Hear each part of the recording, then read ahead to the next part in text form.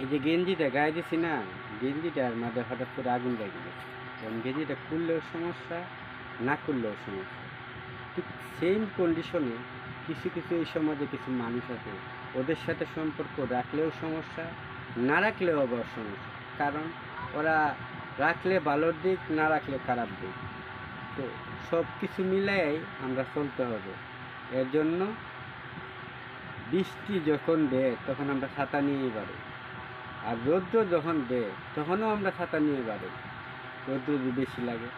ঠিক সেম কন্ডিশনে সমাজের কিছু কিছু মানুষগুলো আছে, ওদের সাথে চলতে হলে ওদের রুলস, ওদের সব কিছু মেনে চলতে হবে।